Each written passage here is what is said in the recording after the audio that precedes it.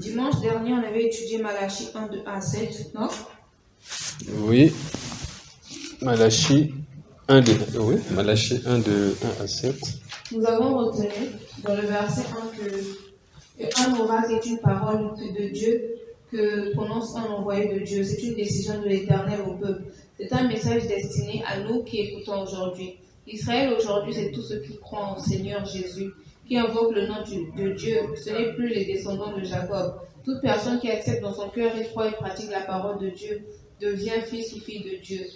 Ce n'est pas un homme qui parle dans cette lecture, c'est Dieu qui parle. Dieu peut parler de plusieurs façons, par le Saint-Esprit, par un homme, etc. Nous devons savoir qui nous parle pour pouvoir respecter la parole de la personne qui te parle. Dans le verset 2, on avait retenu que ceux qui ont accepté le Seigneur Jésus-Christ, Dieu les aime. Dieu a divisé ses enfants en deux. Une des parties est celle qu'il préfère le plus. Même si nous sommes nés du même parent, Dieu choisira un et rejettera l'autre. Dieu aura une préférence, chacun de nous aura sa propre destinée.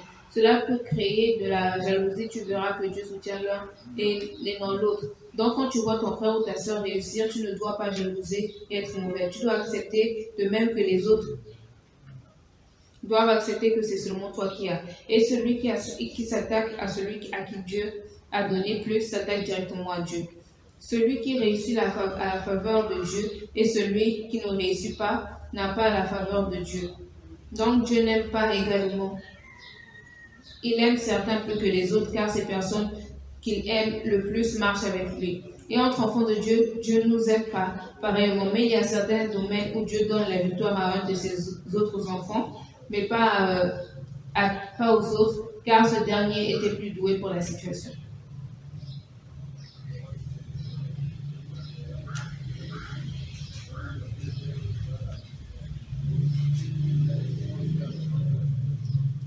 Dans le verset 3, on avait retenu que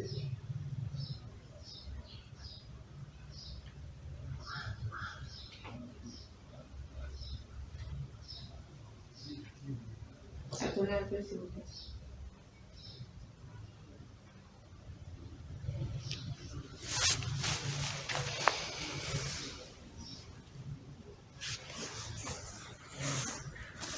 Voilà, dans le verset 3, on avait retenu, quand Dieu accepte une personne, il accepte aussi les choses qui appartiennent à cette personne. Et quand il refuse une personne, il refuse aussi les choses qui appartiennent à cette personne.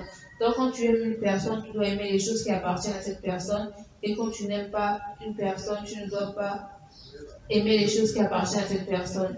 Et quand les choses de la personne que tu aimes sont sales, etc., tu dois l'aider à les nettoyer. Car tu vas être avec cette personne tout le temps. C'est comme avec Dieu, il est là parce qu'il nous aime et quand il voit que quelque chose ne va pas avec ce qu'il nous a donné, il nous envoie des messages via le Saint-Esprit ou une autre personne, etc. pour que nous puissions arranger la situation. Quand Dieu ne veut pas être sur un territoire, cela veut dire qu'il a rejeté ce territoire. Et si tu vas aller dans un territoire que Dieu a rejeté, il faut que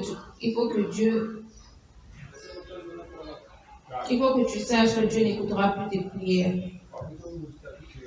Mais quand tu es ou vas dans un territoire que Dieu aime, cela donnera la joie à Dieu et te bénira. Cela en va de même pour les personnes. Tu ne dois pas aimer ou être proche des personnes que Dieu a rejetées. Dans le verset 4, on avait retenu que quand Dieu détruit un territoire, c'est qu'il a rejeté ce territoire. Car quand un territoire est détruit, c'est que c'est Dieu qui l'a permis. Tout le monde va voir la puissance de l'Éternel, car quand Dieu a dit que tel va gagner, il gagnera. Et que tel va perdre, il perdra aussi. Donc il faut se mettre du côté de Dieu. Et cela va rendre les gens.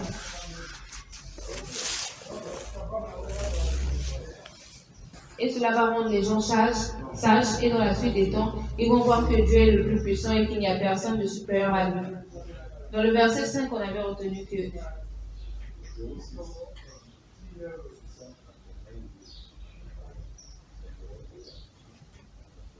dans le verset 5 et 4, c'est la même chose. Hein. C'est la même situation. Oui. Parce que là, j'ai écrit cela pour rendre les gens sages dans la suite des temps, ils vont voir que Dieu est le Tout-Puissant. Dans le verset 6 maintenant, dans le verset 6, on avait retenu que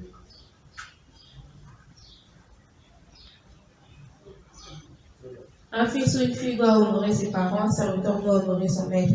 Donc, on doit honorer nos parents afin d'avoir une longue vie, car c'est eux qui nous ont donné la vie et ils peuvent abroger cette vie par la parole. Et nous devons honorer notre Maître Dieu. Et vu que Dieu est notre Père, nous devons donc l'honorer, avoir le respect pour lui et le craindre. Et si on fait cela, Dieu sera dans la joie. De même, si tu ne respectes pas tes parents, tu ne respectes pas Dieu aussi, car les parents sont une autorité que Dieu a placée sur toi et la parole de Dieu nous dit que toute autorité vient de Dieu. Là où on prie Dieu, on ne doit pas mettre les choses impures. Et cet endroit doit être propre. Et Dieu est très attentif, donc tu dois veiller sur l'endroit où tu pries Dieu. Donc, Dieu appelle chacun à être propre, soigné, irréprochable, et il veut que l'endroit où tu le pries, ta maison, l'eau que tu bois, les habits que tu portes soient propres, et les ennemis veillent à ce que tu n'arrives pas à faire toutes ces choses. Car quand tu fais ces choses, Dieu t'aime, donc il s'attache à toi et te donne la victoire et tu deviens le temple du Saint-Esprit. Dans le verset 7, on a déjà retenu que... Moi, ça va, non? Vous avez compris au moins ce que j'ai dit? On a écouté. J'espère que vous avez aussi compris, hein? J'espère que je ne peux pas poser. On a écouté, on a pris note. Donc, tu relis le premier verset pour aujourd'hui. C'est lequel le micro?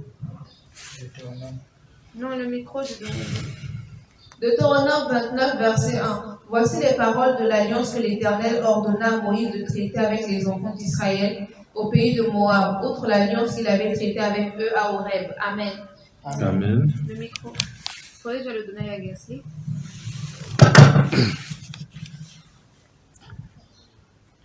Deutéronome 29, au premier verset.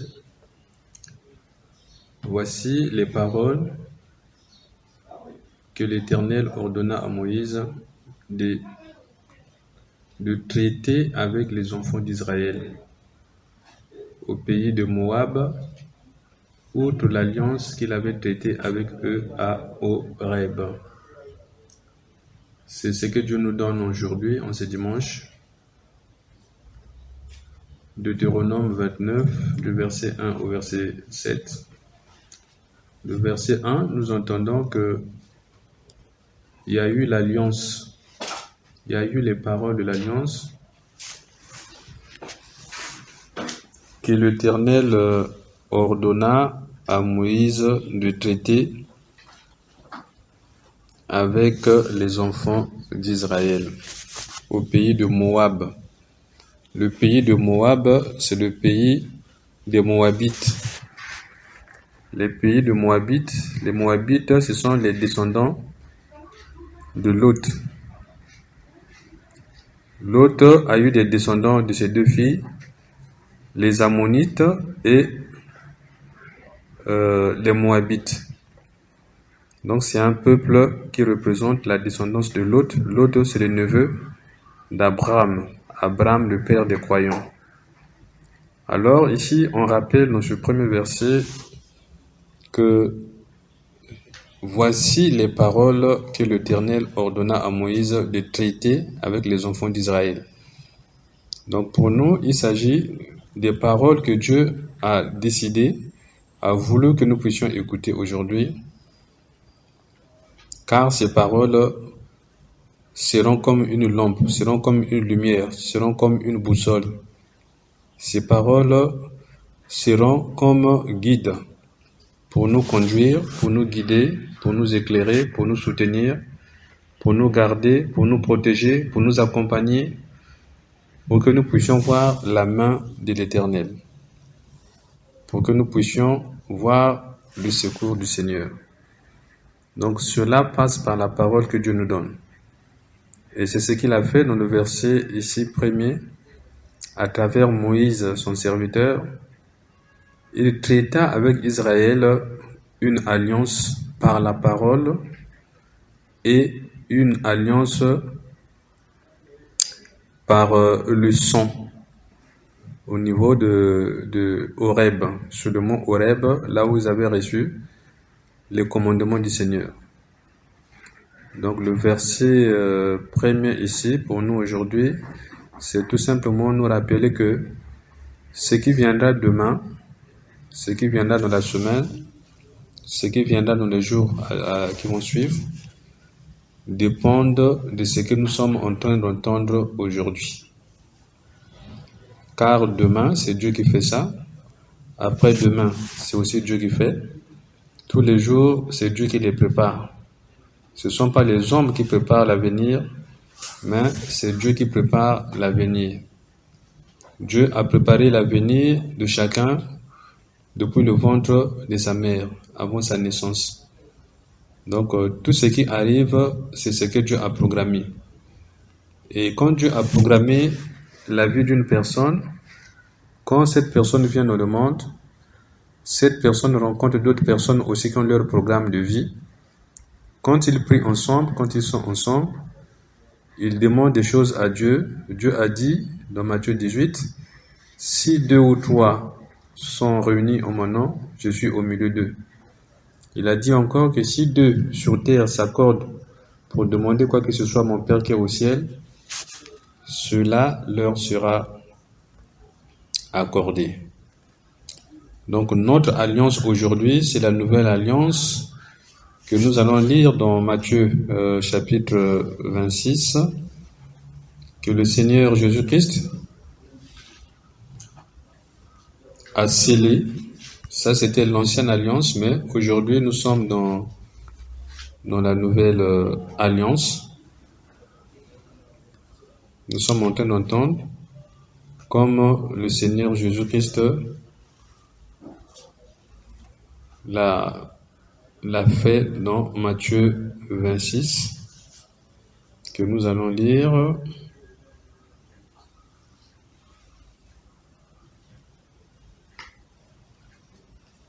Dans Matthieu chapitre 26, du verset 26 au verset 28. Matthieu 26, de 26 à 28, je pense que c'est le tour de Gasly pour faire la lecture. Matthieu chapitre 26, du verset 26 au verset 28. Pendant qu'il mangeait, Jésus prit du pain, et après avoir rendu grâce, il le rompit et le donna aux disciples, en disant, « Prenez, mangez, ceci est mon corps. » Il prit ensuite une coupe, et après avoir rendu grâce, il la leur donna, en disant, « Buvez-en tous, car ceci est mon sang, le sang de l'alliance qui est répandu pour plusieurs, pour la rémission des péchés. Amen. » Amen. C'était Matthieu combien? 26, de 26 à 28.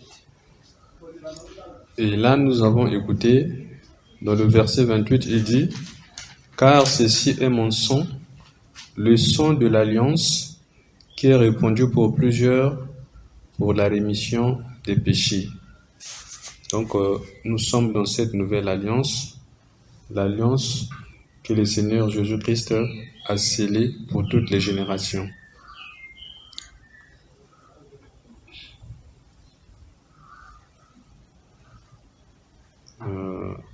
Ajouter ici les couleurs laissées par défaut. Donc, car ceci est mon sang, le sang de l'alliance qui est répandu pour plusieurs pour la rémission des péchés.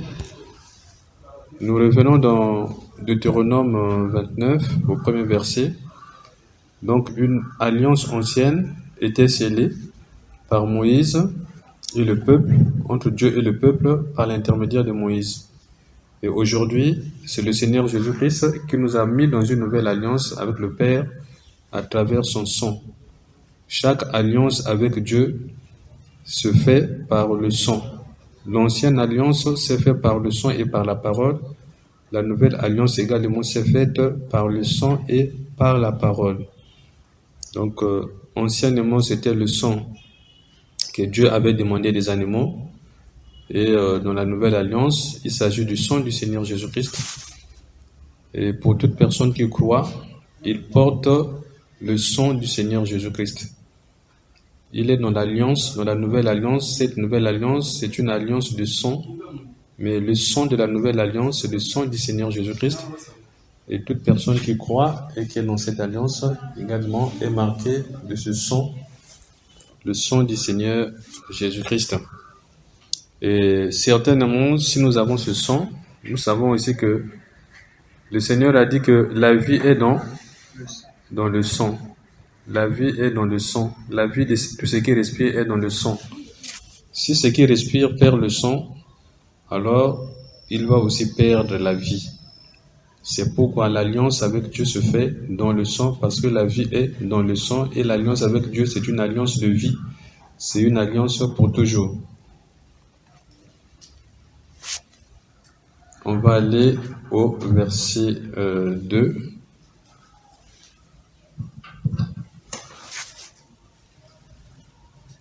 Verset 2. Moïse convoqua tout Israël. Il leur dit: Vous avez vu tout ce que l'Éternel a fait sous vos yeux dans le pays d'Égypte, à Pharaon, à tous ses serviteurs et à tout son pays. Amen. Amen. Alors, dans ce verset 2, nous venons d'écouter Moïse convoqua tout Israël et leur dit: Vous avez vu tout ce que l'Éternel a fait sous vos yeux dans le pays d'Égypte, à Pharaon, à tous ses serviteurs et à tout son pays. Ici, le verset 2 nous rappelle que Dieu nous a donné les yeux et que Dieu, quand il nous a donné les yeux, il a voulu qu'avec nos yeux, nous puissions voir ce qu'il est en train de faire. Avec les yeux qu'il nous a donnés, nous puissions voir ce qu'il avait déjà fait.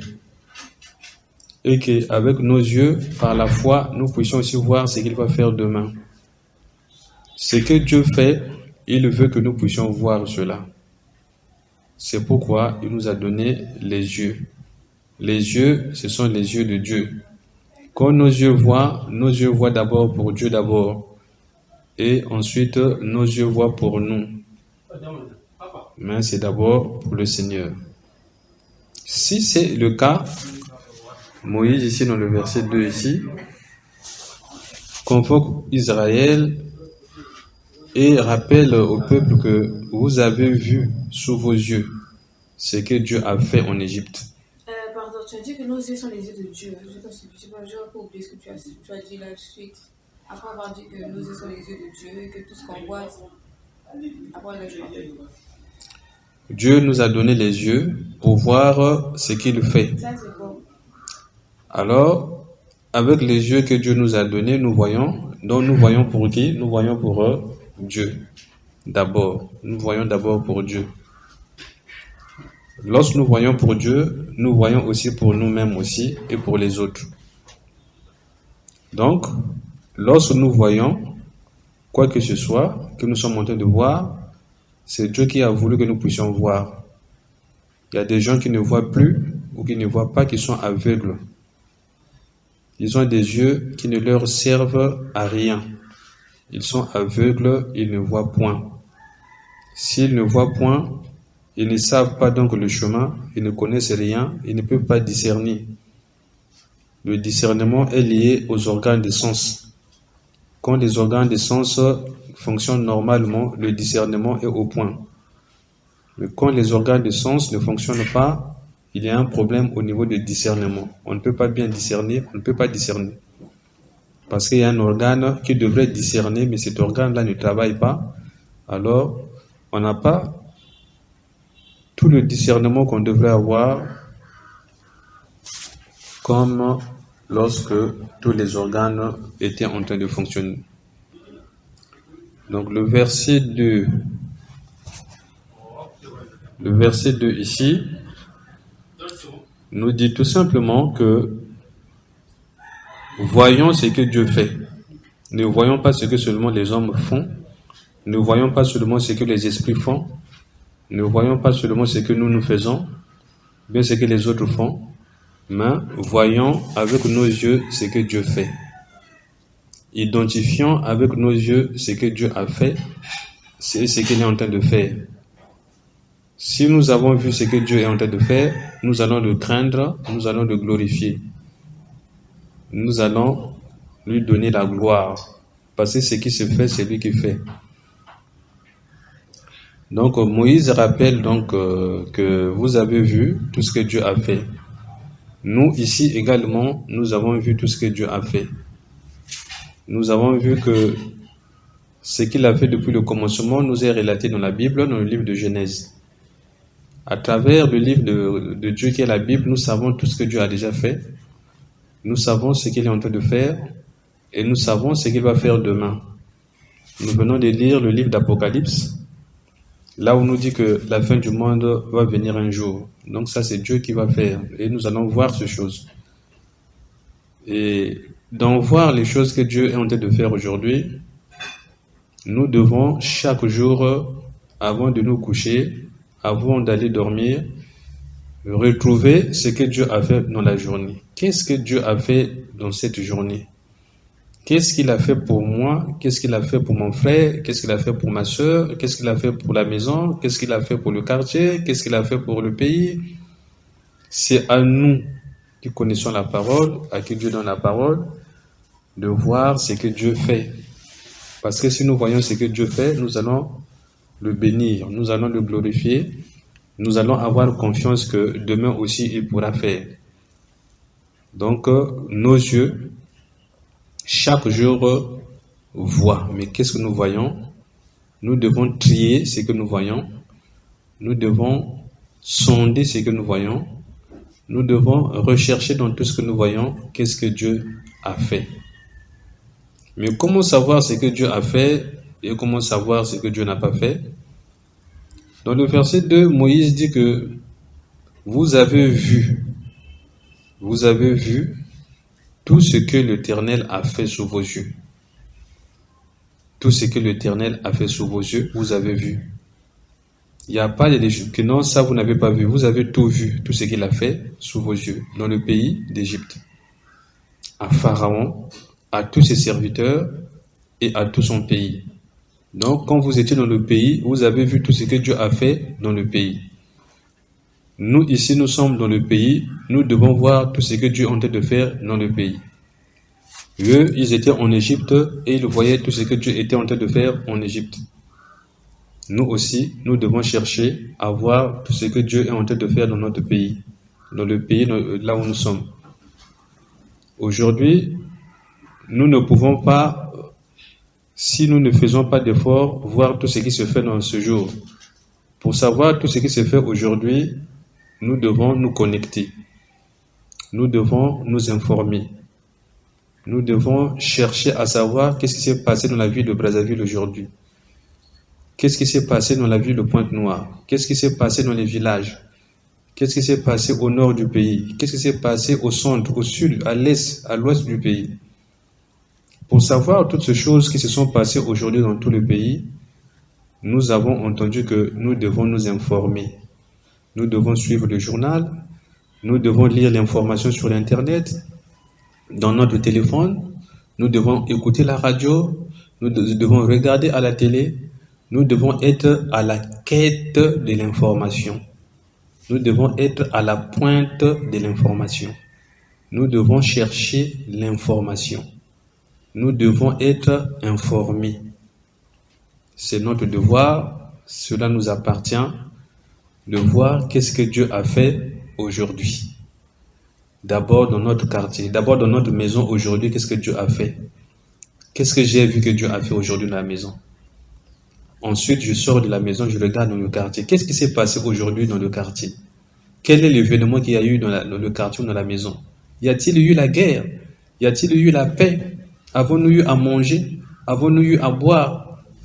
Y a-t-il eu des problèmes aujourd'hui? Il n'y a pas eu de problème aujourd'hui. Tout ça, nous devons voir ça avec nos yeux, nous devons noter parce qu'avant de dormir, nous allons prier. Et lorsque nous allons prier, on va dire à Dieu, Dieu, nous avons vu ce que tu as fait aujourd'hui. Aujourd'hui, tu as fait qu'il y avait la paix, Seigneur, dans la journée, dans la maison. Tu nous as protégés dans la journée. On a vu que Il y avait la paix, il n'y avait pas la bagarre, il n'y avait pas les discussions, il n'y avait pas d'accidents, il n'y avait pas des menaces, des bébés noirs, des koulouna, comme on voit partout, mais aujourd'hui, il n'y en a pas eu Dieu. C'est toi qui as fait que cela n'arrive pas aujourd'hui dans notre maison, dans notre quartier, dans notre ville. Nous te disons merci parce que c'est toi. Nous avons vu qu'il y avait du bien aujourd'hui. Ça, on dit ça avant de dormir. C'est le bilan du soir, le bilan de la journée, de tout ce que tu as vu dans la journée que Dieu a fait. Alors, pour le reste, il faut que tu saches aussi qu'est-ce que Dieu a fait dans les autres quartiers, qu'est-ce que Dieu a fait dans toute la ville, qu'est-ce que Dieu a fait dans tout le pays. Et on a dit que Dieu nous a donné les moyens modernes. Les moyens modernes, aujourd'hui, nous avons le téléphone. Avec le téléphone, on peut savoir tout ce qui se passe dans tous les pays du monde. Avec le téléphone, nous pouvons savoir tout ce qui se passe dans notre pays. Nous pouvons nous informer. Dans notre téléphone, nous avons la radio, nous avons la télévision, nous avons les médias, les autres types de médias. Nous avons toutes sortes de supports pour que nous puissions être au courant de tout ce qui se fait dans le pays et dans chaque ville et dans chaque localité. Donc, nous devons savoir qu'est-ce que Dieu fait chaque jour. Et nous devons repartir vers Dieu au moment de la prière pour dire, Dieu, aujourd'hui, les yeux que tu m'as donnés ont servi à voir ce que tu as fait aujourd'hui. Ce que tu as fait aujourd'hui, voilà Dieu. Ou bien aujourd'hui, il y a eu des problèmes, Dieu. Il y a eu des menaces, il y a eu des attaques, il y a eu une grande pluie. Les maisons sont tombées dans tel quartier ou dans un autre quartier là-bas. Il y a eu ceci, il y a eu cela, Dieu. C'est toi qui fais passer les événements dans le pays. Nous avons appris dans ta parole qu'un malheur n'arrive pas dans la ville sans que l'Éternel en soit l'auteur. Donc s'il y a eu des problèmes, c'est toi qui as voulu qu'il y ait des problèmes, Dieu. Nous avons vu. Nous ne voulons pas que cela revienne demain, Dieu, parce qu'on a vu. Mais si on ne voit pas, on ne peut pas faire ce genre de prière à Dieu. On ne peut pas éviter ce qui viendra demain. On ne peut pas dire à Dieu que Dieu, aujourd'hui, il y a eu de mauvaises choses. Vraiment, demain, empêche que cela arrive. On ne va pas le dire si on n'est pas informé. S'il y a eu de bonnes choses, on ne va pas aussi aller vers Dieu pour dire que Dieu, aujourd'hui, c'était bon. Demain aussi, nous voulons que ça soit bon. Donc, la réussite, Dieu est en train de nous dire des choses à venir, des choses dont pour les jours, les semaines et les mois à venir vont dépendre de comment nous sommes en train de voir ce que Dieu est en train de faire aujourd'hui. Comment nous sommes en train de voir, comment nous sommes en train d'avancer, comment Dieu est en train de faire, qu'est-ce qu'il a fait, qu'est-ce qu'il est en train de faire, et nous, qu'est-ce que nous pouvons demander pour qu'il fasse demain. Tout ça passe par nos yeux, parce que Dieu est déjà à l'œuvre. Dieu a déjà commencé à faire les choses. En Égypte, nous connaissons les 10 plaies d'Égypte. Il y a eu beaucoup de problèmes en Égypte. Tout le monde voyait ce que Dieu était en train de faire.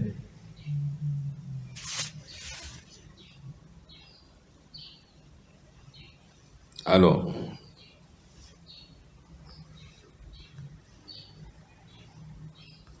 on va rappeler quelques faits de ce qui s'est passé en Égypte, que Dieu demande au peuple de se souvenir, de se rappeler.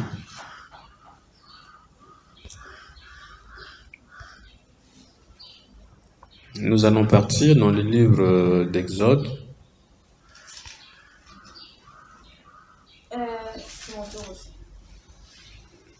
Oui.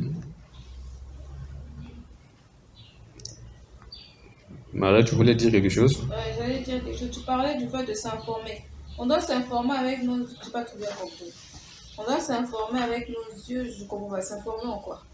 S'informer sur ce que Dieu a fait dans la journée, dans le pays, dans la ville, dans la maison, dans le quartier. Quand tu as vu les choses, tout ce que tu as vu, c'est Dieu qui a fait.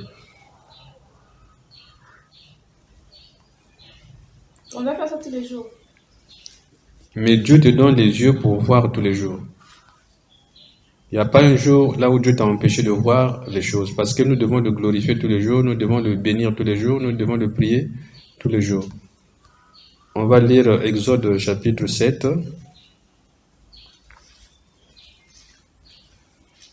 C'est une longue lecture, mais on est obligé de rappeler, parce que c'est ce que Dieu dit, que rappelez-vous de ce que vous avez vu. Donc, on va donner partie par partie Les autres aussi vont lire. Donc, Exode chapitre 7. Chacun va lire, il y a 29 versets. Chacun va lire 6 versets, 6 versets. Donc, Exode chapitre 7, du verset 1 au verset 6, sera lu donc par Gansley. C'est pas Maria. C'était le tour de qui? C'est pas toi? Donc, sera lu donc par Maria. Maintenant, à partir du verset 7, 1, 2, 3,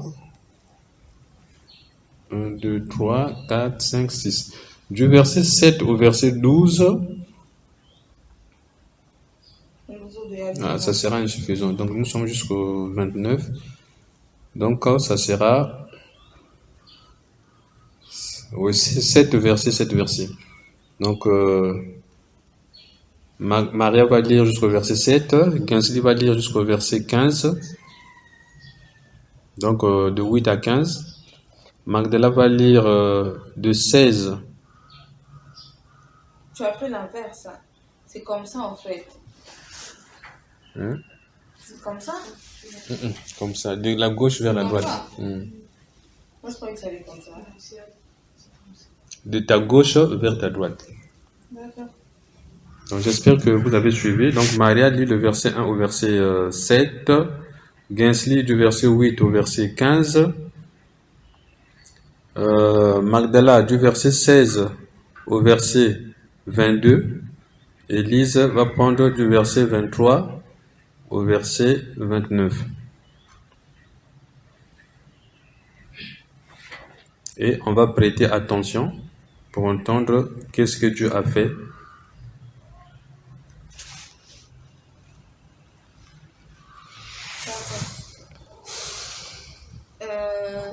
Exode 7, de 1 à... De 1 à combien? De 1 à 7, non? Oui, vas-y. Exode 7, de 1 à 7. L'Éternel dit à Moïse, vois, je te fais Dieu pour Pharaon, et Aaron, ton frère, sera ton prophète.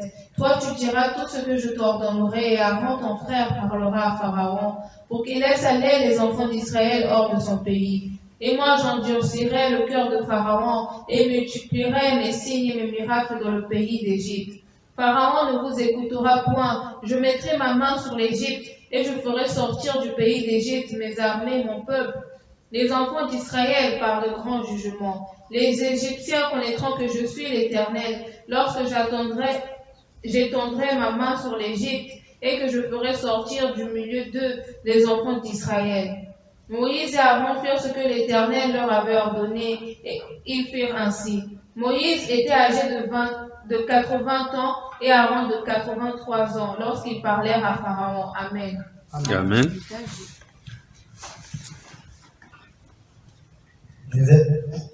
Exode chapitre 7, du verset 8 au verset 15. L'Éternel dit à Moïse et à Aaron, si Pharaon vous parle et vous dit, faites un miracle, tu diras à Aaron, prends ta verge et jette-la devant Pharaon, elle deviendra un serpent. Moïse et Aaron allèrent auprès de Pharaon et ils firent ce que l'Éternel avait ordonné. Aaron jeta sa verge devant Pharaon et devant ses serviteurs, et elle devint un serpent. Mais Pharaon appela les sages et les enchanteurs, et les magiciens d'Égypte, eux aussi, en firent autant par leur enchantement. Ils jetèrent tous leurs verges, et elles devinrent des serpents. Et la verge d'Aaron engloutit leurs verges. Le cœur de Pharaon s'endurcit. Et il n'écouta point Moïse et Aaron selon ce que l'Éternel avait dit. L'Éternel dit à Moïse, Pharaon a le cœur endurci. Il refuse de laisser aller le peuple. Va vers Pharaon dès le matin. Il sortira pour aller près de l'eau. Et tu te présenteras devant lui au bord du fleuve. Tu prendras à ta main la verge qui a été changée en serpent et la verge qui a été changée en serpent. Amen. Amen.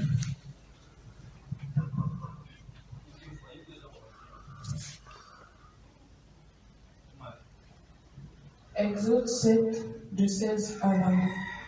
Et tu diras à Pharaon, l'Éternel, le Dieu des Hébreux, m'a envoyé auprès de toi pour dire, laisse aller mon peuple, afin qu'il me serve dans le désert.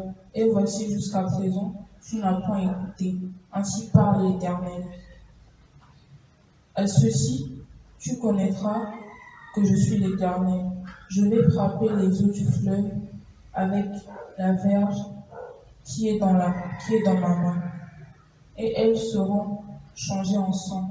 Les poissons qui sont dans le fleuve périront, le fleuve se corrompra, et les Égyptiens s'efforceront en vain de boire l'eau du fleuve.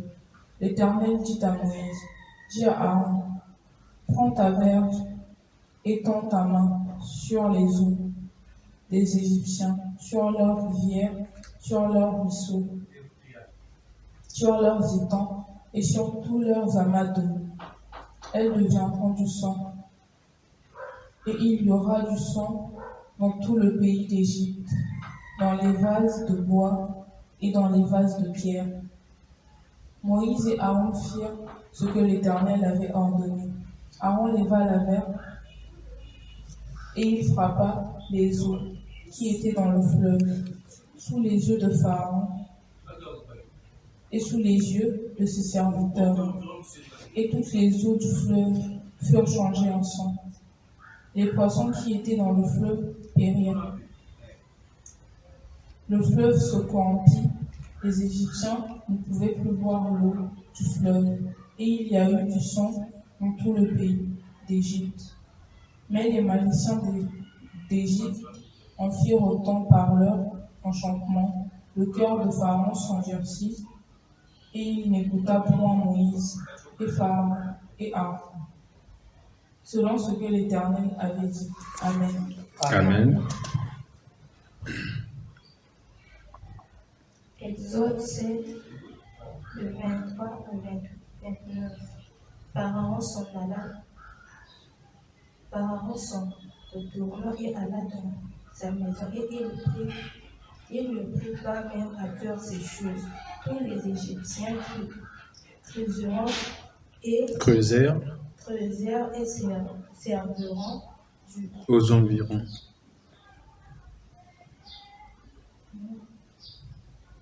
Tous les Égyptiens creusèrent et aux environs du fleuve pour retrouver de l'eau à boire, car ils ne pouvaient boire de l'eau du fleuve. Ils s'écoulèrent 7 jours après que l'Éternel eut frappé le fleuve. L'Éternel dit à Moïse, va vers Pharaon et tu lui diras, ainsi par l'Éternel, laisse aller mon peuple afin qu'il me serve. Si tu refuses de les laisser aller, je vais frapper par des grenouilles toute l'étendue de ton peuple. Le fleuve fournira de grenouilles. Elle montera et elle entrera dans ta maison, dans ta chambre à coucher et sur ton lit, dans la maison de tes serviteurs et celle de ton peuple, dans les fours et dans tes pétrins. Les grenouilles monteront sur toi, sur ton peuple et sur tes serviteurs. Amen. Amen. Alors, si on a suivi ces lectures, nous avons entendu là qu'il y a 2 plaies. La première plaie, c'est de l'eau. L'eau du fleuve a été changée en sang. Et la deuxième plaie, c'est la plaie des grenouilles. Donc, ça, c'est 2, mais il y en a 10. Il y aura la troisième plaie dans les autres versets, dans les chapitres qui arrivent. Notamment, il sera ainsi, donc après avoir retiré les grenouilles,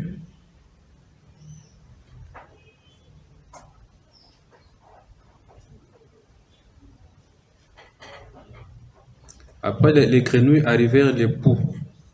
Les poux dans tout le pays d'Égypte, c'est au verset 12 du chapitre 8.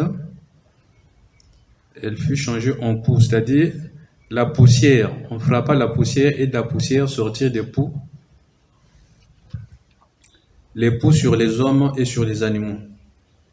Donc la poussière s'est transformée en poux. Ça, c'est la troisième plaie. Donc tout le monde avait des poux, les animaux et les hommes. Quatrième plaie,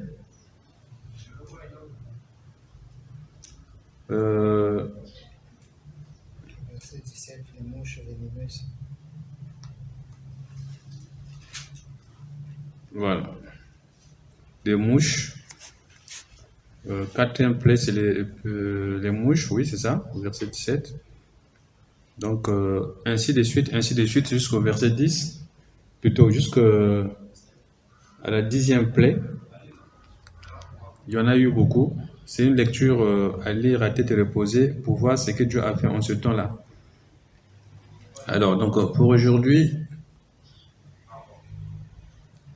en revenant dans notre lecture de ce jour, Deutéronome 29, de 1 à 7, nous étions au verset 2. Là, Dieu nous a demandé à chacun de faire attention, de voir chaque jour ce que Dieu fait pour glorifier Dieu et pour éviter les mauvaises choses et les mauvaises surprises. On va aller au verset 3. Sachez que Dieu nous a montré ce qu'il faut faire pour le glorifier. Il nous montre chaque jour ce qu'il fait pour que nous puissions le glorifier et pour que nous puissions échapper à ce qui est mauvais et que nous puissions être bénis, ainsi de suite, ainsi de suite. Lise, je pense qu'il faut fermer la porte. Les deux portes, couloir plus principal.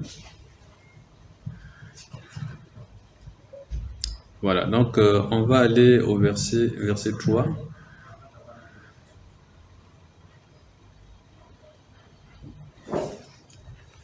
Mais jusqu'à ce jour, l'Éternel ne vous a pas donné un cœur.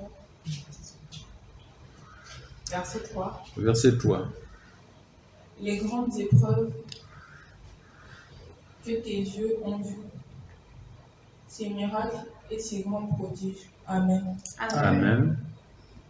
Donc, le verset 3 vient pour préciser qu'est-ce que nous devons voir que Dieu fait chaque jour. Dans le verset 3, on dit « Les grandes épreuves que tes yeux ont vues, ces miracles et ces grands prodiges. » Donc, chaque jour, il y a un miracle de Dieu qui se produit quelque part dans le pays, quelque part dans le monde. Il y a quelque chose qui dépasse l'entendement et les moyens humains pour expliquer ou bien pour faire cela. Donc, il y a quelque chose, il y a le doigt de Dieu, il y a la main de Dieu qui travaille tous les jours, il y a des situations qui dépassent les hommes et que Dieu traite, que Dieu montre aux yeux de tous, de tout le monde, mais ne peut reconnaître ses grandeurs, ces choses que celui qui a été enseigné, que celui qui a été averti, que celui qui sait que Dieu fait les choses et les grandes choses, c'est lui qui les fait. Tout ce qui est grand, qui se fait qui est grand, qu'un homme ne peut pas faire, c'est Dieu qui fait. Tels que les miracles qui se sont produits ici dans le verset 2, qu'on a rappelé dans le verset 2 et confirmé dans le verset 3. Un miracle, c'est un miracle. Un miracle, c'est quelque chose qui dépasse tout le monde, qui se produit, qu'on voit. On se dit, mais comment cela est-il arrivé? Une grande pluie, par exemple, qui amène des maisons, ou bien un grand soleil qui fait sécher les choses, un grand vent qui amène les toitures, qui déplace les choses. Donc, les choses de grande ampleur, des choses qui dépassent l'entendement humain, il s'agit bel et bien de Dieu qui est en train de faire. Donc, en dehors de ces choses qui peuvent détruire, il y a aussi des grandes choses. Quelqu'un qui échappe à un accident, quelqu'un qui échappe à une menace, à une attaque, quelqu'un qui échappe à ses ennemis, un accident qu'on évite, une guerre qu'on évite, une agression qu'on évite, des querelles qu'on évite, ce genre de choses également, c'est Dieu qui est à l'œuvre Et on glorifie Dieu chaque fois qu'on identifie chacune de ces choses. Donc les miracles au jour le jour. Les miracles, il y en a beaucoup. Dans tout ce que nous voyons, il y a plein de miracles chaque jour. Donc le verset 3 ici, vient ici tout simplement, est là pour nous dire que nous devons notifier chaque grande chose que nous avons vue. Nous devons rechercher dans tout ce que nous avons vu, quelles sont les grandes choses de la journée. Qu'est-ce qui est grand aujourd'hui que j'ai vu? Qu'est-ce qui dépasse toute chose aujourd'hui? Alors, ce travail, chacun le fait et va retrouver que non, vraiment, ce que j'ai vu aujourd'hui, vraiment, j'allais faire un accident, moins un, en tout cas, il y a une maison qui est tombée, qui s'est écroulée à côté de moi, en tout cas, moi, j'allais mourir. Mais Dieu a fait grâce, c'est vraiment un miracle. Donc ça, c'est des choses qu'il faut raconter avant de dormir le soir à Dieu en le glorifiant. Dieu, vraiment, tu m'as fait échapper une menace. Les gens voulaient voler même mon téléphone. Ils voulaient m'arracher le téléphone. Ils voulaient venir chercher bagarre. Ils étaient nombreux. Ils voulaient m'attaquer. Moi, j'étais seul. Mais Dieu, vraiment, la façon dont je me suis échappé, la façon dont cela a foiré, vraiment, Dieu, je ne comprends pas moi-même. Je te remercie, je te glorifie. Parce qu'il y a des gens qui chuchotaient contre moi, ils voulaient m'arracher la vie. Donc, il y a tellement de situations chaque jour, les mauvaises situations que nous évitons, et les bonnes surprises qui nous arrivent, qu'on n'attendait même pas. Tu entends que non, quelqu'un t'a appelé, bon, ça c'est pour toi. On t'offre ou on te donne quelque chose que tu ne connaissais pas, que tu n'avais pas prévu. Mais un bien arrive à toi de façon inopinée, de façon inattendue. Ça aussi, c'est Dieu qui fait. Tu le glorifies parce que ta journée a été bonne. Tu as bien mangé, tu as eu soit de l'argent, soit on t'a fait des cadeaux, soit on t'a dit des belles paroles, on t'a fait ceci, on t'a fait cela. Ça aussi, c'est Dieu qui fait. On va aller donc au verset 4.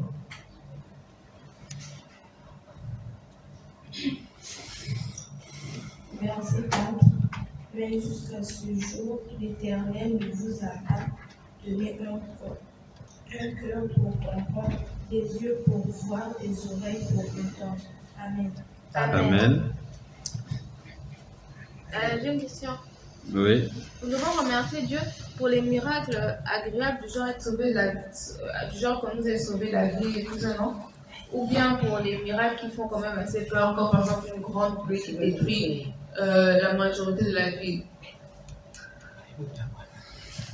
Pour les deux, Maria, quand c'est une grande pluie qui coupe les routes, qui inonde la ville, qui fait tomber les immeubles, qui amène beaucoup de malheur dans la ville, nous avons entendu dans Amos 3 que c'est l'Éternel qui fait les choses. Si également c'est une bonne surprise, des bonnes choses se sont réalisées dans la journée que tu as vues, ça aussi ça vient de l'Éternel. Parce que nous avons déjà lu cela dans Ésaïe. C'était combien? Ésaïe, quand Dieu dit « Je forme la lumière et je crée les ténèbres ». Qui se souvient de ce passage? Personne.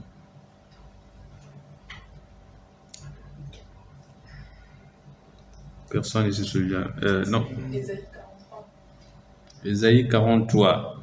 Non. Mais nous sommes bel et bien dans le livre d'Ésaïe. Mais Ésaïe, quel chapitre et quel verset? Les versets de 7 à 8. Le chapitre, c'est...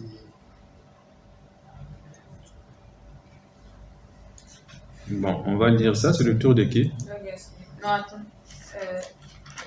C'est le tour de la Gasly. Voilà, donc Gensly, tu rentres dans le livre d'Ésaïe, Ésaïe 45, du verset 6 au verset 7.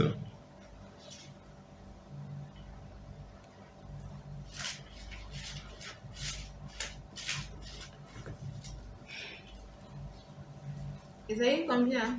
45 de 6 à 7.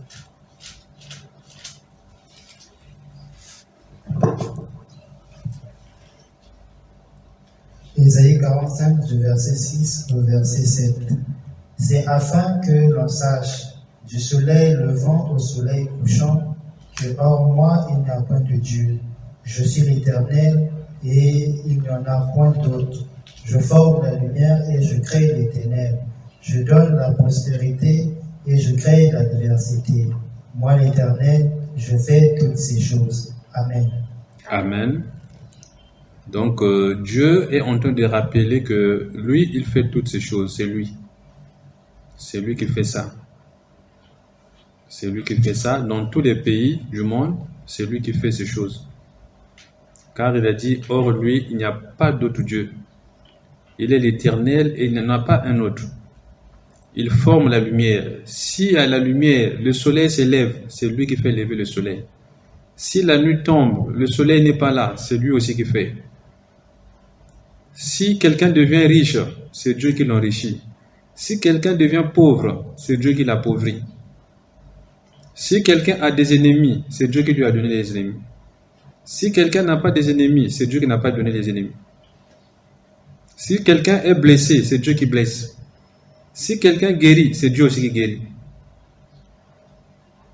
Voilà ce qu'il dit dans Ésaïe 45, du verset 6 au verset 7. Je forme la lumière et je crée les ténèbres. Je donne la prospérité et je crée l'adversité. Moi, l'Éternel, je fais toutes ces choses.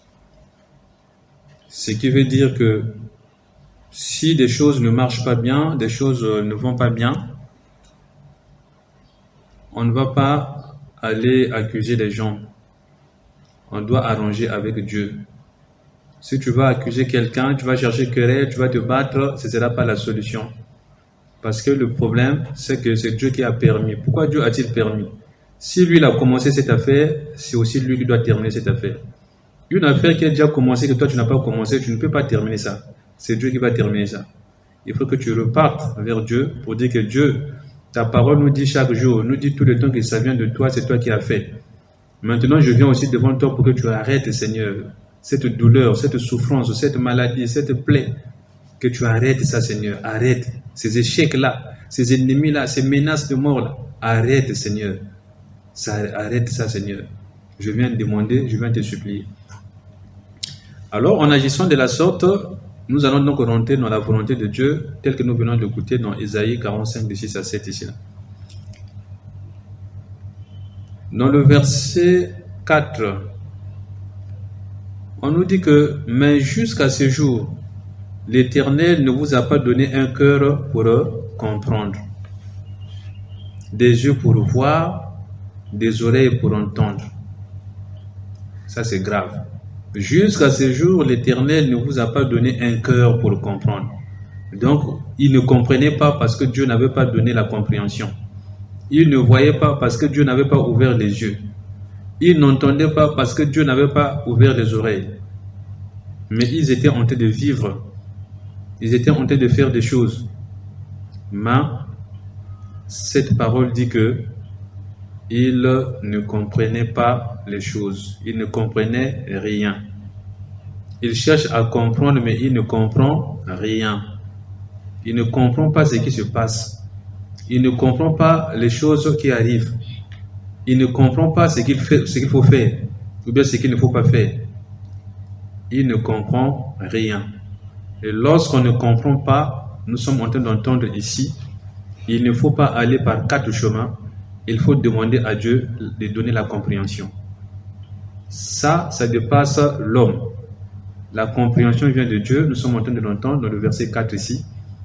Lorsqu'on ne comprend pas une situation, un problème, une difficulté, quelque chose qui arrive, un événement, il faut demander à Dieu la compréhension. Dieu, donne-moi de comprendre tel problème. Donne-moi de comprendre telle affaire. Donne-moi de comprendre telle situation. Il va donner la compréhension parce que il peut fermer la compréhension pour que les gens ne comprennent pas, pour que personne ne puisse comprendre. On nous dit que il a aussi donné que les gens voient mais ne puissent pas saisir. Quelqu'un voit les choses mais c'est comme s'il ne voit pas. Les choses se passent devant cette personne mais cette personne ne voit pas ces choses. Un ennemi est en chemin pour arriver chez toi, toi tu ne sais pas, tu ne vois pas cela. Un ennemi est caché chez toi dans la maison, toi tu ne sais pas, tu ne vois pas cela. On t'attaque, on te menace dans le sommeil, tu ne vois pas la personne qui te menace, tu ne vois pas la personne qui t'attaque. On veut te tuer, on te poursuit, mais tu ne vois pas tes poursuivants, tu ne vois pas les gens qui te veulent du mal. Pourquoi? Parce que Dieu n'a pas donné de voir. Dieu ne t'a pas ouvert les yeux pour que tu puisses voir. Si tu ne vois pas, tu es obligé de demander à Dieu. Nous avons dit qu'il y a des choses que Dieu ne donne pas si on ne demande pas. Il y a des choses que Dieu ne donne pas si on ne demande pas. Bien que c'est disponible, ça est chez lui, il peut vous donner ça, mais il ne vous donne pas ça. Tant que tu n'as pas demandé cette chose-là, il ne te donne pas. Quand tu vas demander, il va te donner parce que lui, il a dit que demandez et on vous donnera. En ce moment-là, quand tu as demandé, c'est Dieu maintenant qui se trouve en quelque sorte dans l'obligation de satisfaire à sa parole. Donc, il va donner. Donc, quand tu as demandé, il faut savoir qu'il va te donner. Ici, toujours dans le verset 4, des yeux pour voir. Nous venons d'entendre qu'il y a des choses qu'on ne voit pas. Mais lorsqu'on ne voit pas, ce n'est pas bon.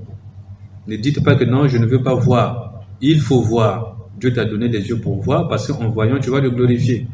Mais si tu ne vois pas, je ne vais pas glorifier Dieu. Puisque tu ne vois pas, comment tu vas glorifier Dieu? Donc, lorsque tu ne vois pas, quand tu cherches ou quand tu ne cherches pas, il faut que nous venons d'entendre cette affaire se termine devant Dieu. Il faut que cette affaire arrive devant Dieu. Pourquoi je ne vois pas? Pourquoi je n'entends pas? Pourquoi je ne comprends pas? Je ne dois pas croiser mes mains et rester dans l'ignorance. Non. Dieu attend que je dois me lever, je dois aller vers lui, je dois lui demander. Et il dit que jusqu'à ce moment-là, des oreilles pour entendre. Dieu, je n'entends pas, je n'ai pas bien entendu. Je n'entends pas Dieu. Tu m'as donné des oreilles pour entendre, mais là je n'entends pas bien Dieu. Je n'ai pas bien entendu. Cette affaire doit arriver devant Dieu. Cette affaire doit être tranchée devant le Seigneur. Quand tu parles de demander, d'écouter, c'est dans le sens spirituel ou bien dans le sens... genre les yeux spirituels, je ne vois pas spirituellement, dans le sens ce qui est mauvais, ce qui est bon. Ou bien les yeux dans le sens tu es aveugle ou tu as des problèmes des yeux. Et écouter dans le sens tu es sourd ou tu n'entends pas les bruits spirituels, les sons spirituels. Alors, lorsque je vois, Dieu nous a donné combien de corps? Deux. Un corps physique et un corps spirituel. Mon corps physique voit tout ce qui est physique. Je dois voir tout ce qui est visible avec mes yeux physiques. Spirituellement aussi, Dieu m'a donné les yeux spirituels parce que j'ai un esprit qui fonctionne. Spirituellement aussi, je dois voir, je dois entendre, je dois comprendre. Mais si spirituellement, je ne vois pas, je n'entends pas, je ne comprends pas, je dois demander, je dois régler ce problème. C'est un problème. Si physiquement aussi, je suis aveugle, avec les yeux naturels que Dieu m'a donnés, les yeux, les oreilles, la bouche, tout ce que j'ai là, si ça ne fonctionne pas, je dois aussi amener cette affaire devant Dieu. Je dois présenter, je dois demander à Dieu, Dieu, ta parole nous dit que ça ne va pas. Si ça ne va pas, c'est auprès de toi qu'il faut venir. C'est dans la prière, Dieu. Je sais que c'est ça, c'est ta parole, c'est la vérité. Moi, je n'entends pas Dieu, je n'entends pas bien. Ou bien je ne vois pas bien Dieu. Donc on demande, on réclame à Dieu afin que Dieu se souvienne qu'il nous avait dit de faire cela. S'il se souvient qu'il nous avait dit de faire cela et que nous faisons cela, il n'y a pas de raison qu'il ne réponde pas, il va répondre.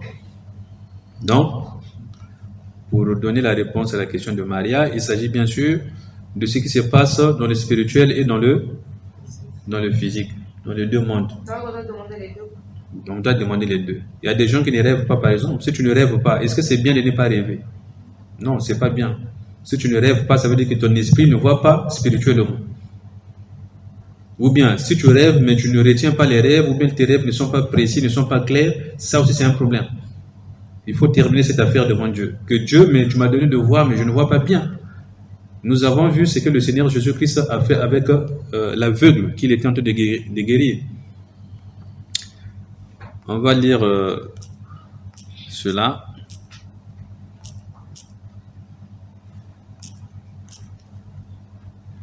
Nous allons partir dans le Nouveau Testament.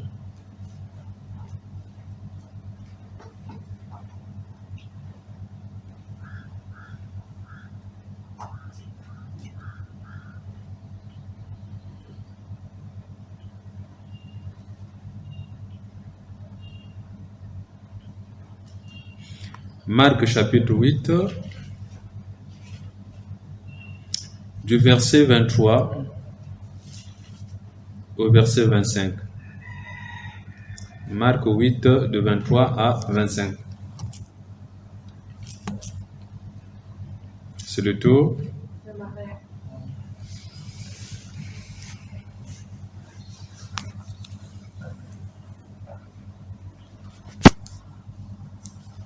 Marc chapitre 8 du verset 23 au verset 25.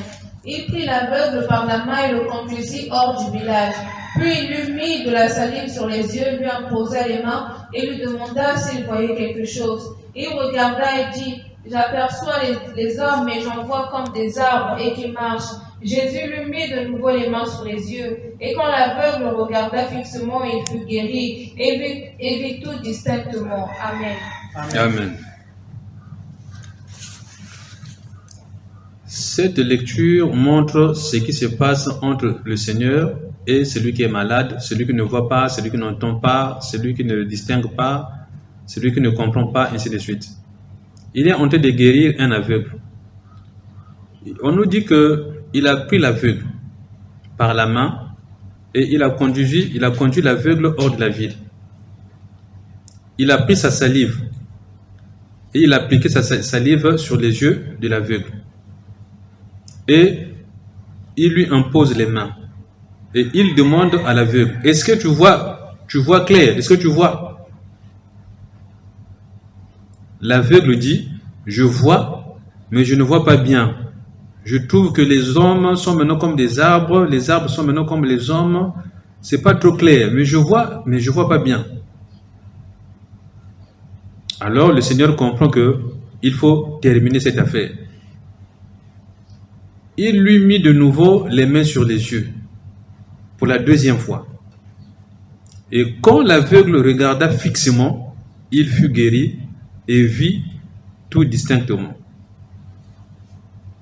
Donc, on peut voir un peu, on peut être guéri à moitié, on peut entendre à moitié, on peut recevoir à moitié, on peut comprendre à moitié, on peut recevoir les choses à moitié. Si et seulement si on est dans cette situation, dans cette position, et qu'on ne réclame pas à Dieu que Dieu, on ne dit pas clairement que Dieu, ça ne va pas. Quand ça ne va pas avec Dieu, il faut dire que ça ne va pas. Il ne faut pas dire tout le temps ça va. Dieu va dire quoi? Oh, comment ça va? Oui, ça va. Mais quand ça ne va pas devant Dieu, il faut dire que ça ne va pas. Donc l'aveugle là dit, Seigneur, c'est vrai, tu es en train de me guérir, mais je ne vois pas bien. Je ne suis pas bien guéri. Je ne suis pas totalement guéri, Seigneur. Il n'a pas eu honte, il n'a pas eu peur, il a dit la vérité que je ne vois pas bien. Alors le Seigneur s'est rendu compte que non, il faut qu'il termine ce travail bien. Il a terminé ce travail, pourquoi? Parce que l'aveugle a dit je ne vois pas bien. Mais si l'aveugle qui ne voyait pas bien disait que je vois maintenant bien, qu'est-ce qui serait arrivé? Mais il serait à moitié guéri. Il serait à moitié guéri. Il allait voir les gens comme des arbres, les arbres comme les gens qui se déplacent, donc ce n'était pas clair. Mais lui aussi, il n'a pas hésité. Il a dit, je ne vois pas bien. Lorsqu'on marche avec Dieu, quand ça ne va pas, ça ne va pas. Je dis à Dieu, ça ne va pas, Dieu, ça ne va pas. Quand ça marche, je dis, oui, Dieu, merci, ça marche, c'est très bien, c'est comme ça. C'est la précision avec Dieu. Dieu, c'est un Dieu de précision. C'est pas un Dieu d'à peu près. À peu près, ça marche, à peu près, ça ne marche pas, c'est un peu bien, à moitié. Non. Quand c'est à moitié, ça ne va pas, faut dire. Faut pas rester silencieux. Faut pas garder le silence. Non, ça va s'arranger. Dieu va arranger. Dieu va arranger quand? Est-ce que tu as parlé? Est-ce que tu as réclamé? Est-ce que tu as dit quelque chose? Est-ce que tu as demandé? Il faut demander. Il faut dire à Dieu, ça va, mais un peu. Je veux le peu qui reste là, Seigneur. Donne le peu qui reste pour que ça soit complet. Mais nous, parfois, nous demandons. Mais nous, nous voulons pas la réaction. Dans ce cas-là, qu'est-ce qu'il faut faire à travers ce que le Seigneur est en train de dire? Tu as le micro devant toi pour me répondre. Donc, il faut le dire. Est-ce que tu as compris le message? Qu'est-ce qu'il faut faire? Hein? Est-ce que tu as compris le message, ce que Dieu est en train de dire? Oui. Qu'est-ce qu'il faut faire? Il faut reprendre le monde. Les autres, qui a compris? Compris quoi? Angélique peut reprendre? Moi, je dis ici. Nous, ici, sur terre, là, nous ne demandons pas facile à vivre. Avant, tu me dis, tu demandes, tu nous le guéris pas vite aussi. Mais si Jésus, quand il dit, il guérit aussitôt même. Et nous, pourquoi il ne guérit pas aussitôt? Pourquoi il n'arrête pas notre affaire aussitôt? Voilà. Qui va répondre à sa question? Qui a compris et qui peut donner la réponse? Quand je l'avais guéri, le médecin n'était pas trop bien guéri. Après, il a encore demandé à Dieu. Et je vois, mais je ne vois pas bien comment avec moi on peut te guérir. Mais je n'ai pas totalement guéri. Mais ça, je te dis, non, ça va quand tu demandes plein de choses, quand tu laisses. Quand tu demandes maintenant. Quand tu Il ne demandes, donne pas aussitôt, tu peux perdre des Il faut années. continuer à demander. Des années. Il a dit demande sans tu ne cesse. demandes pas bien. C'est comme par exemple, c'est le tour de la Gassi ou bien c'est par Quand tu peux parler. Bon, d'accord, merci. C'est comme avec Sarah, elle a attendu jusqu'à je ne sais quel âge pour avoir un enfant, mais ils n'arrêtaient pas de demander à Dieu. Mais Dieu ne leur a pas donné ça tout de suite, il leur a donné l'enfant à la fin, mais pourtant Dieu a toujours donné. Ça veut tout simplement dire qu'il faut continuer à prier, ne pas abandonner. Si vous abandonnez déjà, non, parce que Dieu ne vous donne pas ce que vous voulez tout de suite, c'est que pendant le moment des épreuves dures, vous pourriez abandonner Dieu. C'est comme ça, ce sont des Mais épreuves. en attendant, moi je souffre. Mais tu souffres, mais Dieu va te guérir. Si tu as la foi que Dieu va te guérir, dis-toi que la souffrance est seulement passagère. Voilà, c'est des réponses. On écoute la réponse aussi de Gensley. Tout d'abord aussi, il ne suffit pas seulement de demander parce que la parole de Dieu nous dit parfois, nous demandons, mais nous demandons aussi mal. Et par rapport à la lecture d'aujourd'hui, au tout début, Dieu nous demande que les choses à venir, donc les choses à venir vont dépendre de la façon dont nous sommes en train de voir ce que Dieu a fait autour de nous, dans notre pays, dans notre vie. Donc, avant de demander, puisque si on a demandé une fois, il n'y a pas de réaction. Et avant de redemander, essayons d'abord de voir d'abord ce que Dieu a réalisé et ensuite de le glorifier et représenter sa demande encore une fois de plus auprès de Dieu, insister. Parce qu'il se peut que Dieu a apporté la guérison, mais la guérison n'est pas totale. Mais dès l'instant qu'on n'a pas précisé à Dieu, Seigneur, ce que j'avais demandé, j'ai constaté, j'ai vu que tu m'as guéri, mais ce n'est pas encore tel que je le veux. Guéris-moi encore une fois de plus. Là, je pense que Dieu va apporter la guérison. Mais dès l'instant qu'on ne dit rien à Dieu, on n'a rien constaté, on n'a rien vu, on redemande à Dieu. Par rapport à la lecture, notre demande devient, nous avons mal demandé à Dieu et c'est difficile que Dieu puisse réaliser ça. Ok, elle a compris. Si Angélique a compris, c'est une très bonne chose. En fait, la difficulté dans la prière pour demander à Dieu, c'est tout ce que nous sommes en train d'écouter aujourd'hui. C'est la réponse donnée par Gensley, c'est clair. Celle donnée par Maria également ça va dans le même sens.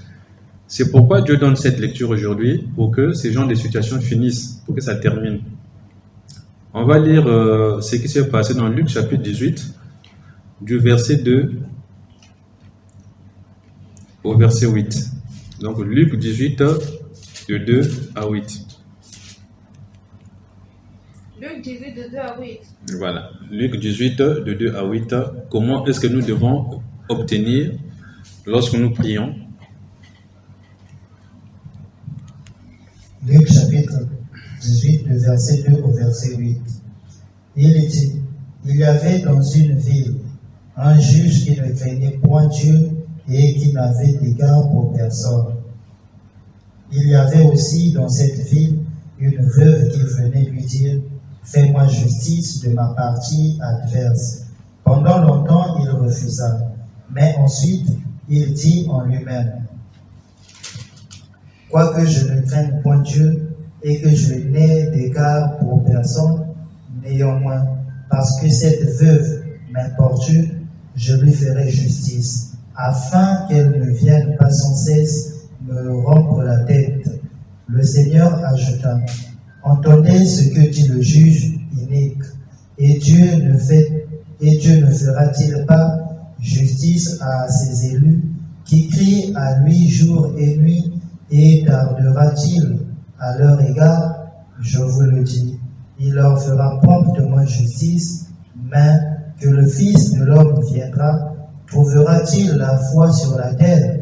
Amen. Amen. Alors, cette lecture dit que cette veuve va demander justice à un juge qui ne prie pas, qui ne connaît pas Dieu, qui n'a pas la crainte de Dieu.